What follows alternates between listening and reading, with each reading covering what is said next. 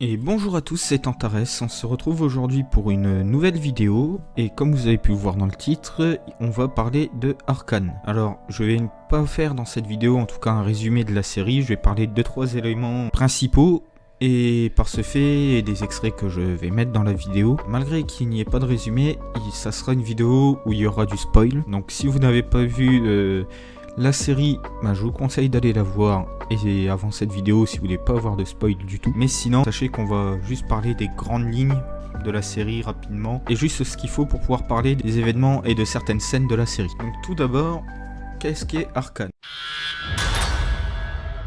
Quand j'étais gosse, avec ma sœur, on jouait souvent à un jeu où on faisait semblant de chasser des monstres imaginaires.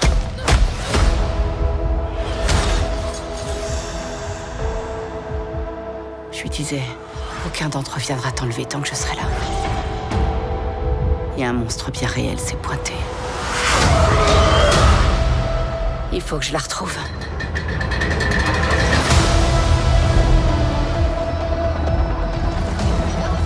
Le monde rétrécit un peu plus chaque jour. Là-haut, à la surface. La surface nous distance de plus en plus rapidement. Je pense avoir découvert quelque chose d'extraordinaire. Un moyen de maîtriser la magie par la science. Vous ne comprenez absolument pas les enjeux. Le véritable pouvoir, il ne vient pas à ceux qui viennent au monde. Il vient à ceux qui sont prêts à faire tout et n'importe quoi pour l'obtenir. Vous pensez avoir l'étoffe d'un héros. Alors qu'attendez-vous ?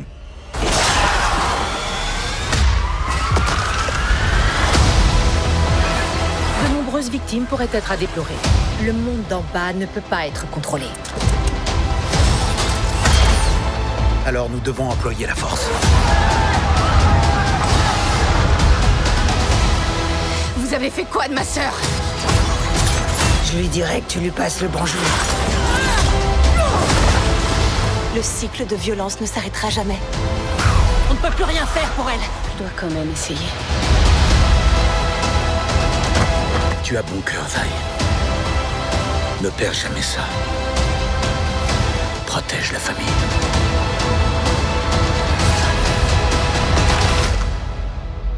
Est-ce qu'on est encore sœurs?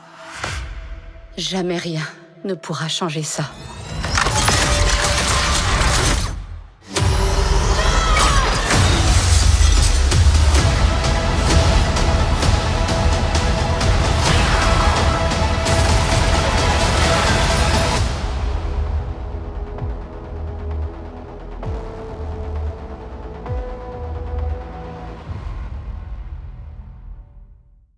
Donc Arcane est une série qui se passe tout d'abord dans le monde de League of Legends. Donc sachez déjà que n'étant pas joueur de LoL, je ne connais pas trop le monde de ce jeu là. Donc j'ai vraiment découvert ça qu'avec Arcane et je m'y suis intéressé après un petit peu à l'univers du jeu, seulement après coup. Donc il se passe dans les deux villes de Piltover et la ville de Zaun. Donc Piltover c'est la ville entre guillemets riche, assez huppée, très belle, très artistique, très scientifique à la fois.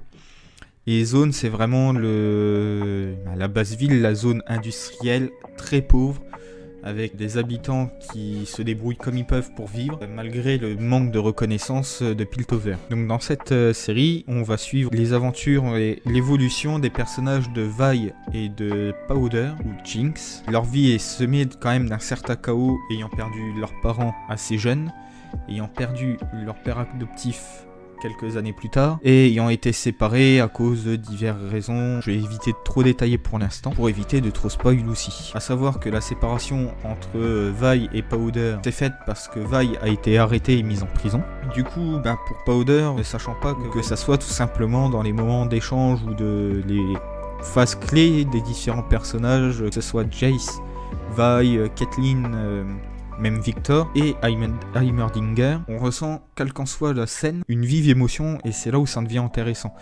A savoir que malgré que le monde de League of Legends est pas mal basé sur de la baston, en proportion sur la série, il y en a, mais contrairement à ce qu'on aurait pu s'attendre, il y en a pas tant que ça. C'est des scènes qui sont très bien réalisées, très bien orchestrées. C'est ce qui va nous permettre en fin de compte de pouvoir vraiment apprécier la série. Donc,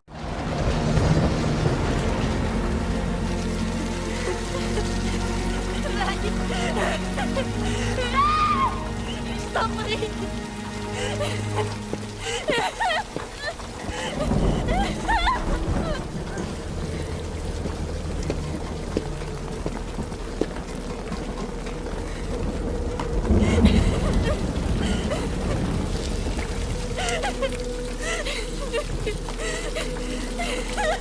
Pour en revenir aussi au niveau graphisme, la série mêle quand même à la fois le 2D et le 3D.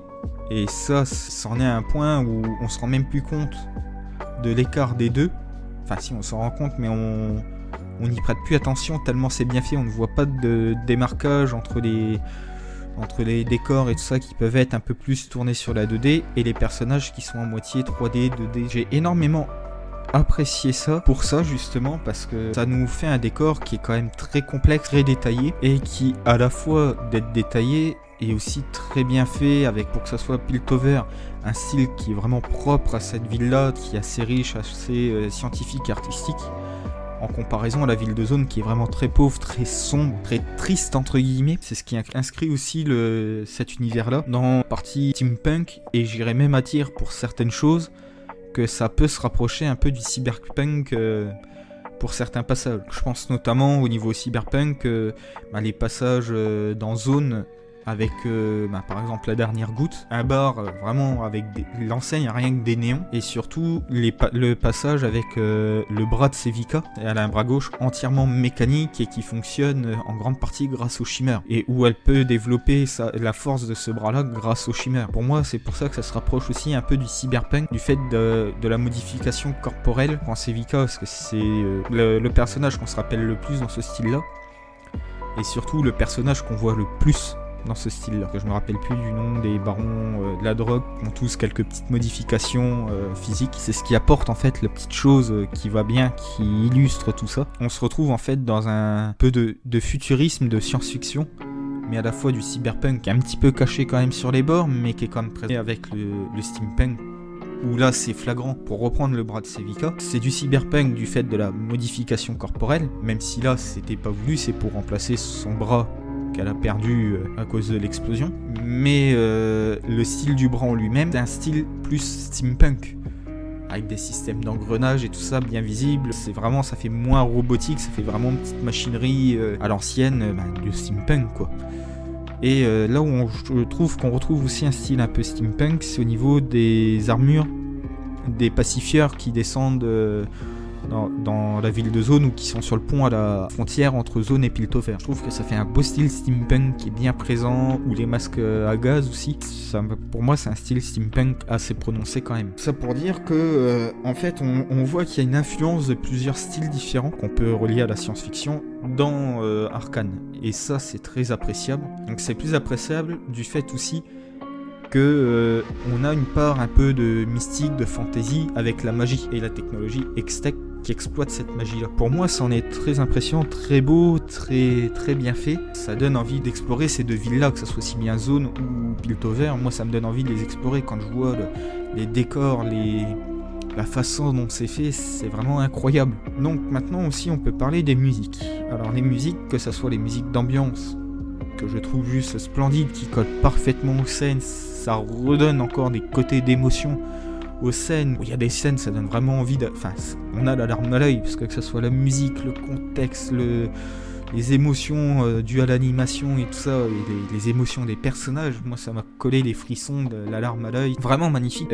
Après, en sachant par exemple aussi que les musiques qui collent par rapport à certains thèmes, dès le premier épisode Playground, moi la musique je la trouve juste magnifique, ça colle vachement au thème, ça colle, voilà, et sans compter, mais alors là, enfin, j'en parle, mais tout le monde en a parlé quand on donne notre avis et notre critique sur Arcane, c'est le générique quoi. C'est l'un des rares génériques que je n'ai absolument jamais passé. Sur toutes les fois où j'ai regardé Arcane, que ça soit la première fois, parce que je le trouvais déjà, ça claquait, c'était magnifique, Imagine Dragon, ça claque quand même sévère. Et en plus de ça, la beauté du graphisme derrière. Fortiche, ça fait plaisir quoi. Fortiche me permet encore plus de faire la promo de tout ce qui est graphisme et animation française. Ça, moi je trouve ça juste formidable. C'est une boîte qui reste en France, et des graphistes et tout ça qui font un taf exceptionnel. Ils ont mis à peu près 6 ans à faire toutes les animations d'Arcane. C'était un taf fou. Et c'est un taf qui a été accompli, mais à merveille. Et c'est pour ça que j'ai hâte de voir la saison 2 et que j'espère qu'on n'attendra pas 6 ans pour voir la saison 2. Donc pour continuer au niveau des musiques aussi, je voulais parler fatalement du clip pour Imagine Dragon pour la chanson Enemy. Et c'est là où en fait j'ai découvert plusieurs trucs aussi en regardant ce clip là pendant la série ou après la série. C'est de refaire le clip avec les scènes d'Arcane et surtout de créer des avatars à l'effigie des différents membres d'Imagine Dragon et du coup aussi pour Jade, d'avoir des avatars qui leur ressemblent mais aussi avec le style de la série. Donc ça change complètement aussi la vision de voir les choses et ça j'ai trouvé ça très beau aussi. Donc si vous ne l'avez pas vu, n'hésitez pas à aller la voir. Et ainsi aussi le deuxième truc que j'ai énormément apprécié avec du coup pour Arcane, c'est pour la cérémonie d'ouverture. Ça doit être du gros tournoi League of Legends. Alors je m'excuse, hein, moi comme je suis pas trop les actualités du jeu, du fait que j'y joue pas, je suis pas forcément au courant de tout, mais le fait de faire intervenir différentes personnes qui ont chanté, qui ont fait des chansons pour Arcane, de les faire venir et de faire des clips live action en recréant les décors de la série, j'ai trouvé ça mais fabuleux. Ça donne une autre dimension aussi à la série, comme quoi elle est là quoi, elle est ancrée. Donc voilà, pour cette vidéo ça sera tout. Si vous voulez qu'on continue à parler d'Arcane, il n'y a pas de souci à reparler de certains épisodes, pourquoi pas aussi de certains thèmes d'Arcane ou de certains personnages. N'hésitez pas à me le dire en commentaire, j'en serais ravi. Honnêtement c'est une série que j'apprécie et je vous avoue que pour cette vidéo là, ça a été très compliqué de savoir de quoi parler parce que j'avais envie de parler de tout, mais j'avais pas non plus envie de faire une vidéo d'1 heure. Donc je pense qu'on parlera certainement d'Arcane, quand je peux pas vous dire. Mais si vous avez des thèmes en particulier sur Arcane ou sur les personnages que vous voulez qu'on parle ensemble, n'hésitez pas à le dire dans les commentaires, j'en ferai certainement une vidéo. En attendant, je vous remercie d'avoir visionné cette vidéo. Si vous avez aimé, n'hésitez pas à mettre le petit pouce bleu. N'hésitez pas à vous abonner non plus, parce que je pense que ce sera pas la dernière vidéo sur tout ce qui est série. En attendant, je vous remercie et je vous dis à bientôt. Tchuss tout le monde!